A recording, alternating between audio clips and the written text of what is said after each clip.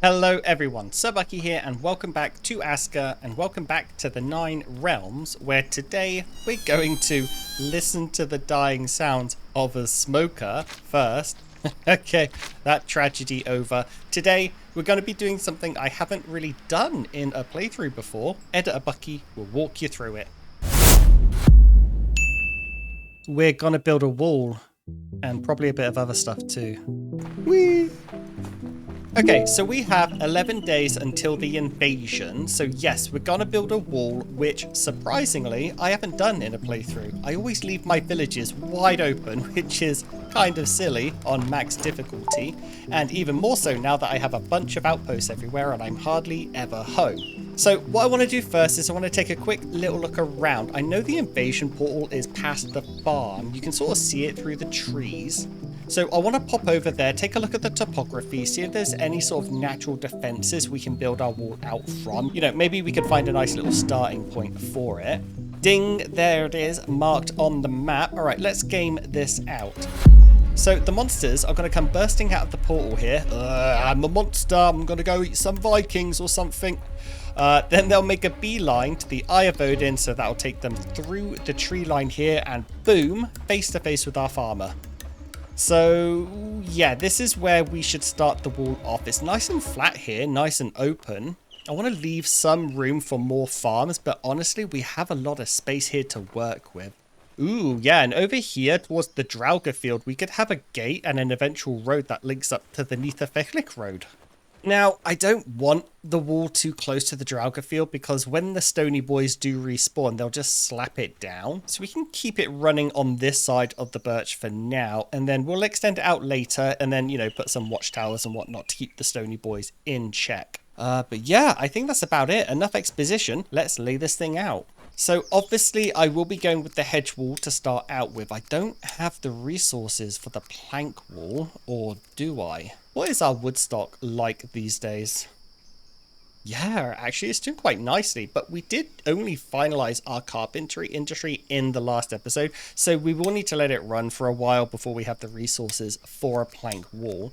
Plus, also, we do have to upgrade all of our buildings first, so we're going to go with the hedge wall. It's just basic logs and long sticks and regular sticks, which we have in absolute spades around here. Oh, and before I start, one last thing. I say this every time, and I will forever say it every single time. If you're building a wall, arrow in, squares out. Okay, let's get started.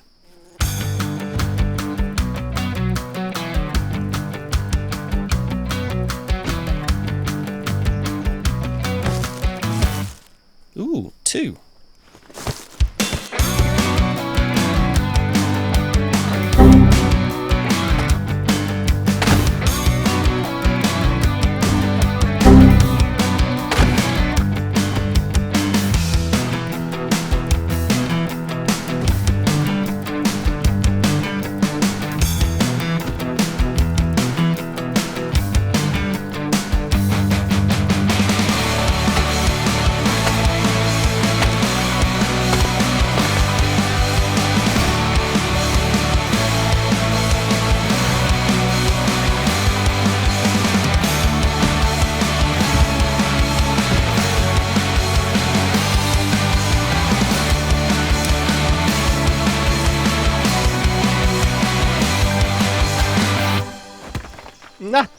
No, my beautiful road. That sucks.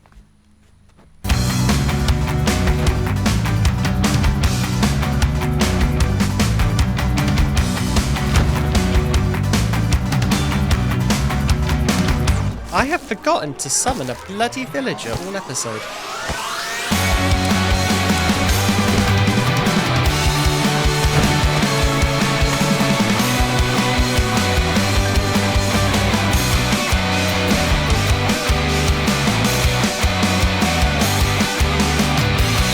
Too dark. Alright, good morning. So we're back where we left off last night. Now, despite us having a lot of open space in this area, I'm thinking about running the wall alongside the warehouse, but keeping the woodcutting hut on the outside, mostly because we're almost out of birch anyway, so that woodcutter is destined for demolition. But also there's just too much space over here to defend at this point, and I just don't think we had the villagers necessary for towers if we push out too far into that clearing. Now, for the immediate part here, we are going to need a gate for the warriors so that they can head out and slap any wandering wight. So let's put that in here. And we'll also put down another watchtower. We have one over there just sniping the smokers, but I would rather have one over here sniping the wights. I just don't want any wights getting free hits on the walls or the barracks. And I will eventually extend this wall up to the edge of the large spire so that we can have another Jotun blood farm on the south side of the spire, the same as we have a Jotun guard up in the north. But for now, yeah, I just want to keep it easy, keep everything under control until we're ready for that big push. I'm kind of surprised at how long it's taken to put this wall down. I know I'm chatting a lot, but to be honest, 24 hours in the game so far and we haven't even finished putting it up, which makes me think my next series is definitely going to be using the extended day setting. I feel time moves too quickly on normal for recording a YouTube series at least.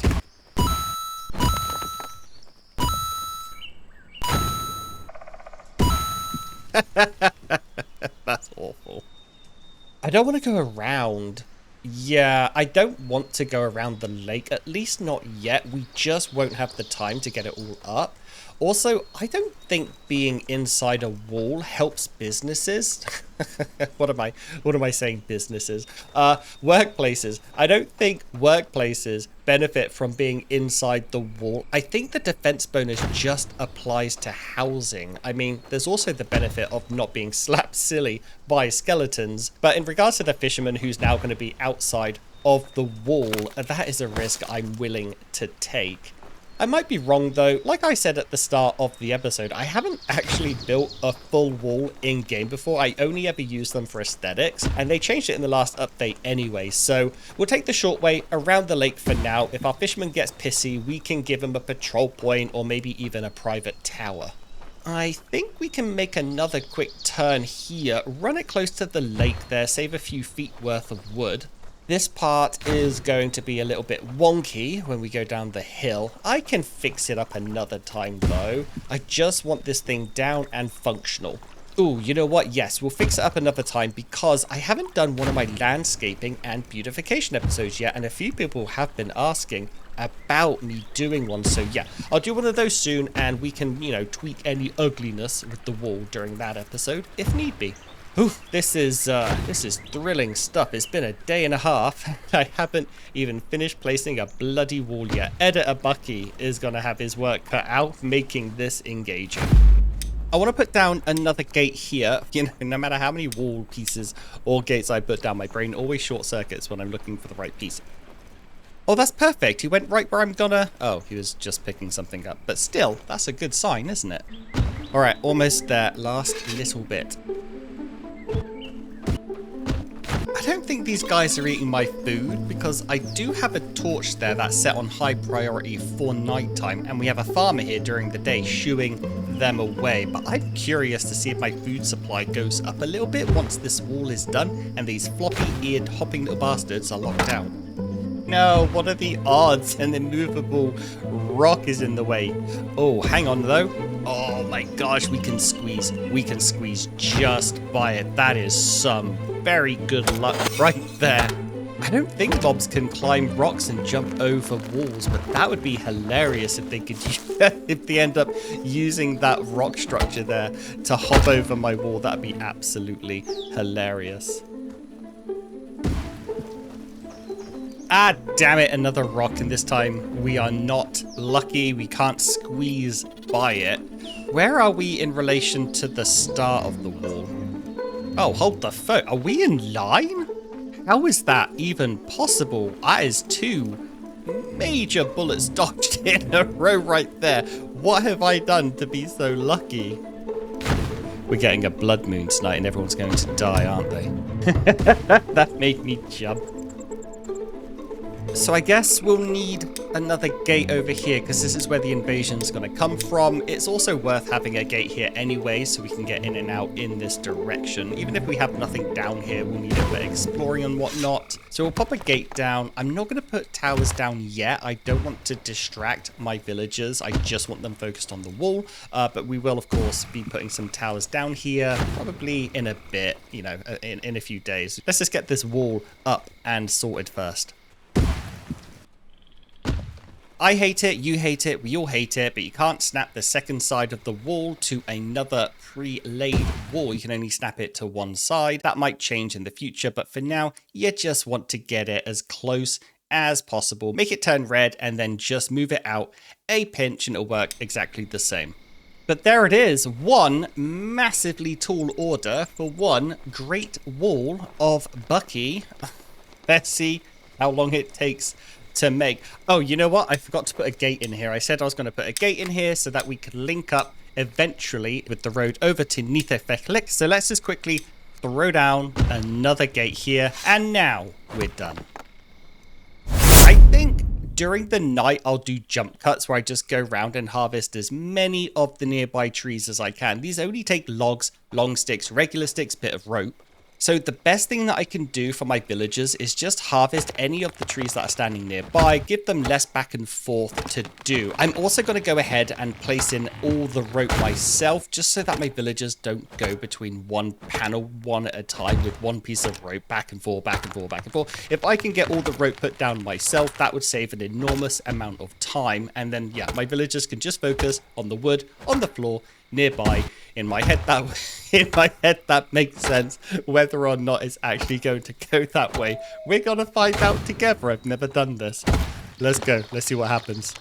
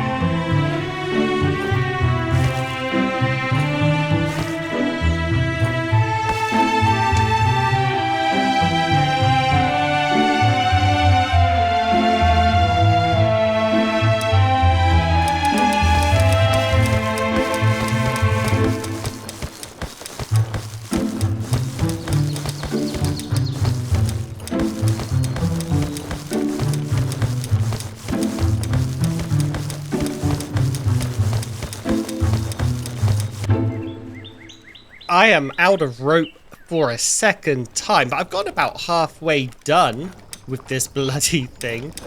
So I'm just gonna take everything. I'm gonna take all of the fiber I have left in this village. I'm just gonna make all the rope I can, which is fine, because if we do need some more in a bit, we'll just head over to Nithefeklik. It has that flax farm, and it's done nothing but make flax for the past, gosh, like year and a half or something. So we're gonna be fine. It'll be fine. I do appreciate the random sections that are complete. Like, why this one? What drew you to walking all the way like there? Why did you put it in that one and not one over there where you picked up the bloody stick from? Why is this one done and none of the other ones around here are? It makes no sense. Make it make sense. Ooh, hello. I think that was it. I'll just check over here. I think that was the last one I needed. Ooh, it's a lot of mess. It's a lot of mess. And you are... Yep, okay.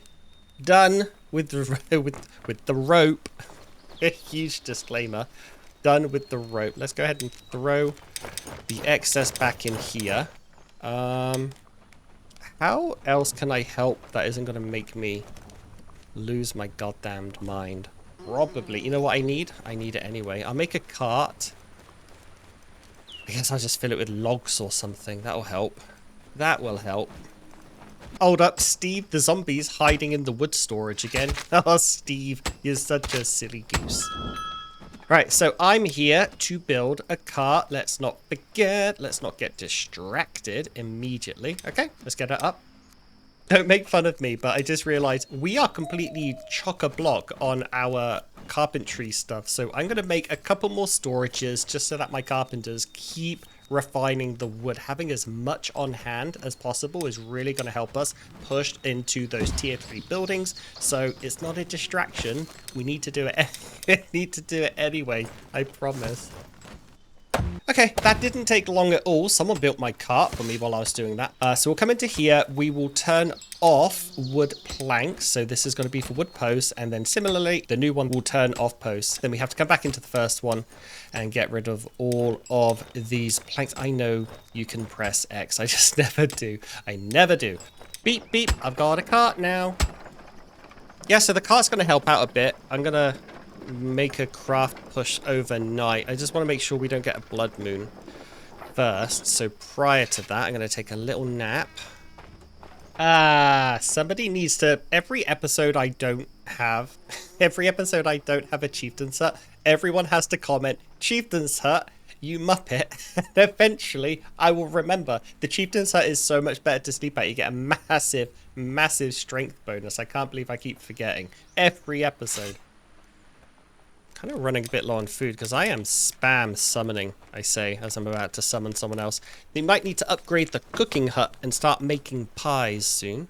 I like a good pie. I like a good steak pie. Steak and potato pie. I don't like fruit pies though. Kind of boring like that. You know what? I can't remember who it was or what video it was. Somebody commented, after you summon a villager, put 5 more Jotun blood in because it counts as storage, right? They're not going to get taken. You're not going to forget them. Best tip ever. One of my favorite tips ever. So, you know, I'll pass it on to you guys if you haven't been catching me doing it. Absolutely fan-bloody-tastic tip. Oh, and absolutely fan-bloody-crap-tastic choices. We'll go with Ingmar. He came with that foraging perk. It'll be useful to send him out for some feathers and eggs because I want pies now. I got pies on my mind. What time is it? It is 10 to 10. So, yeah, we'll find out if we have a blood moon any minute now.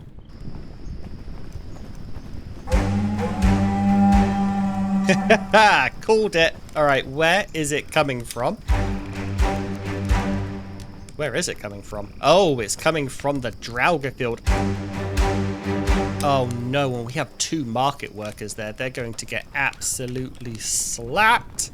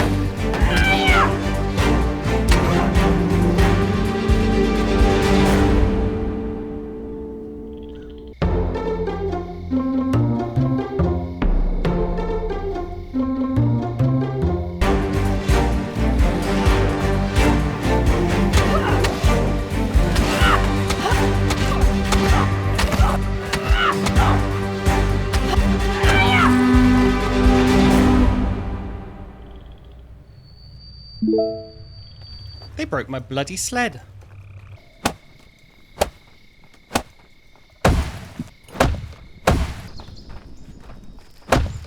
Okay, let's go ahead and grab some more Jotun blood and summon another villager.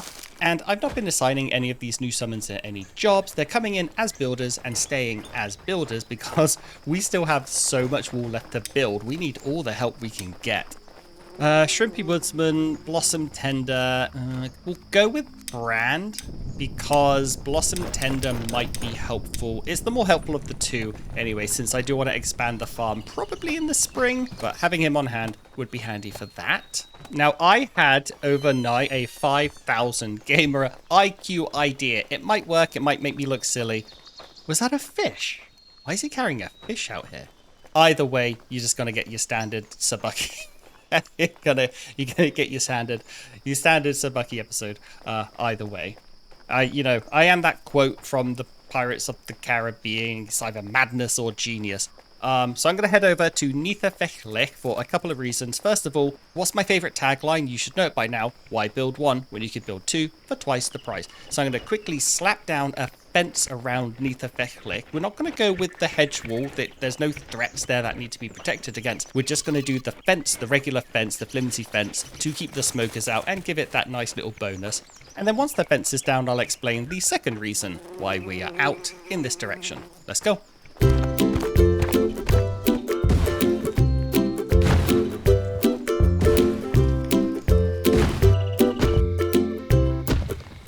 Yeah, I think that'll work. It looks a bit low in some places, but I think they just see the fence. I don't think they hop over it. That's just the way the topography works. I can't really get around that. A lot of this has caves underneath, and I wasn't able to landscape it, but we'll see how it works. At least it'll look nice in the main village. Okay, time for my big brain move. God damn it. Right, so we've put all the rope in the new Asgard fence, so the only resources it needs now is just logs, long sticks, and regular sticks. And as I said at the start of the episode, the most useful thing I could probably do with my time, for my small army of builders that is to just go around chopping down a whole bunch of trees near the construction site so that said builders aren't migrating backwards and forwards across the village from the wood warehouse. And so my big brain move is, if I'm going to go round chopping down half a forest, I want the most bang for my buck, which is where Fenrir here comes in.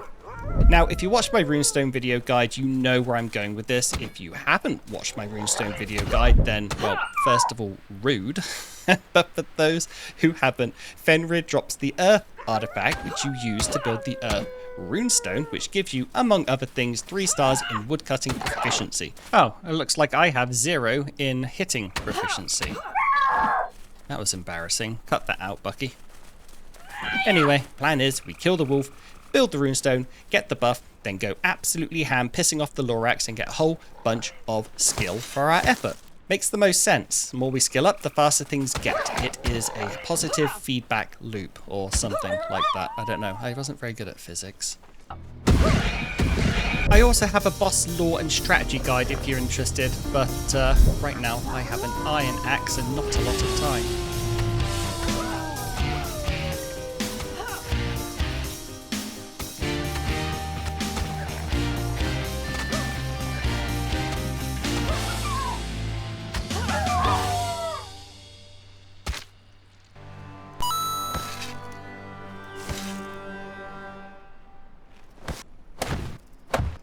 Who shall we assign? I have somebody assigned to the water runestone.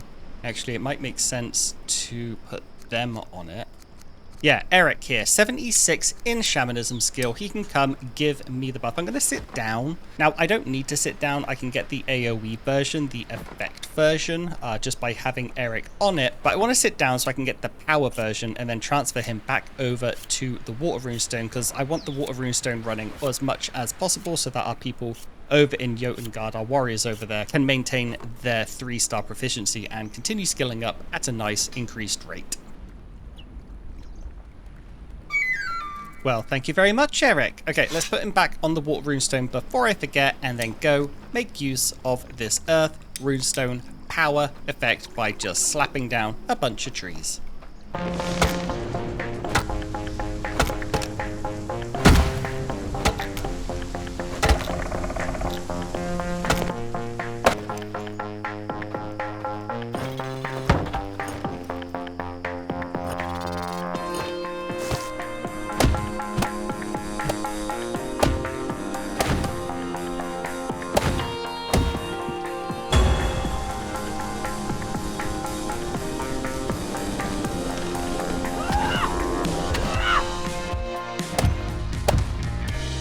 feels like I've been doing this forever, but we're almost there. Okay, so far too late into this whole process, I upgraded my thinking, patched my protocol, versioned my behavior because it struck me that each wall segment takes 1 log and 2 long sticks, as well as, regular sticks. We're not talking about those right now. And the cart can hold up to 12 large items. So I started packing the cart with 4 logs and 8 long sticks, which is enough of the large items for 4 wall segments. Then I've just been mass collecting from the trillion sticks laying around here, and since doing that, my progress has increased like 10-fold, or maybe 4-fold. It's faster either way. Oh my gosh, I can't believe I didn't do this sooner.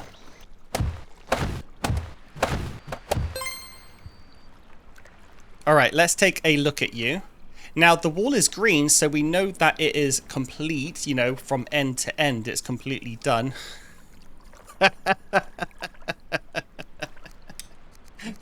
You know what I've just realized?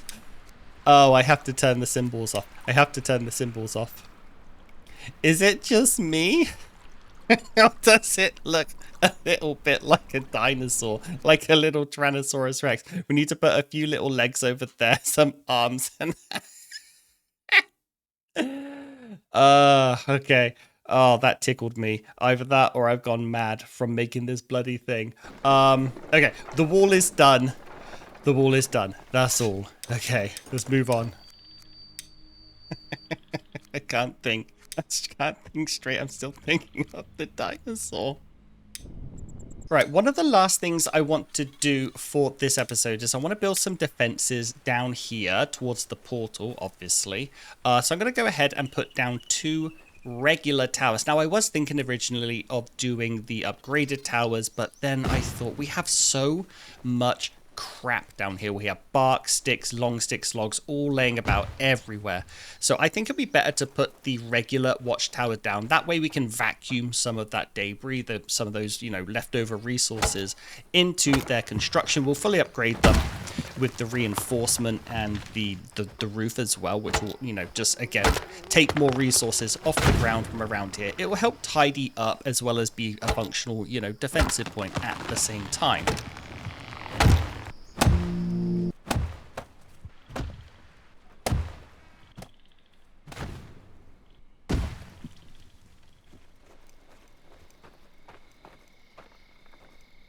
Okay, while my villagers sort out those last 2 towers that I added, very last thing I want to do, and honestly, how many times have I said that this episode? I want to upgrade the archery range and then the barracks here in New Asgard, because having to send people over to Jotengard to train is kind of not helping me here because I don't have any skilled warriors to defend New Asgard. I just have myself, as we saw earlier in the previous Blood Moon. So upgrading these buildings here, we'll be able to have a elite force here in New Asgard, and then we can, send those out and about to other outposts as needed.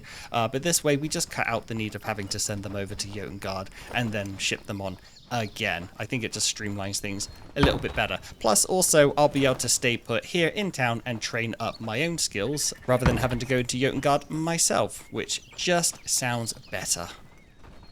And another reason I want to quickly bang this out now rather than waiting is we are completely stocked to the max with refined wood. So the logistics episode, the last episode we did where we ironed out the carpentry production chain as well as all of our schedules, that whole endeavor is already paying off immensely. Using the car, I'll probably be able to more or less upgrade both the archery range and the barracks by myself by the end of the day. Okay, so that is both the archery range and the barracks fully upgraded. How are you doing on skill? Yep, 30. Yeah, it's looking really good. So they'll continue skilling up now all the way to 100 or whatever, they go to when they have that retired bowman perk. So with that done, there's really only one thing left to do.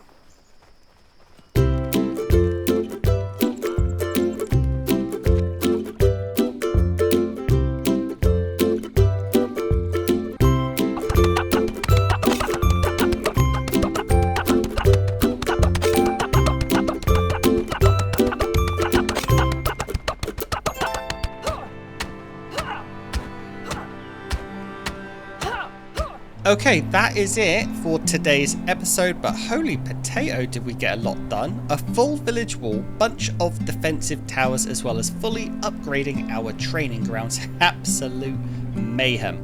So the invasion is tomorrow and we're basically prepared. All I have to do is reassign some archers down to those new towers we built, stock them up with arrows so they don't run out immediately, and then make a patrol point down there for our melee warriors to be redirected to. There's also a few new tips and tricks for the invasion that I recently learned and been looking forward to trying out, so I hope you join me for that.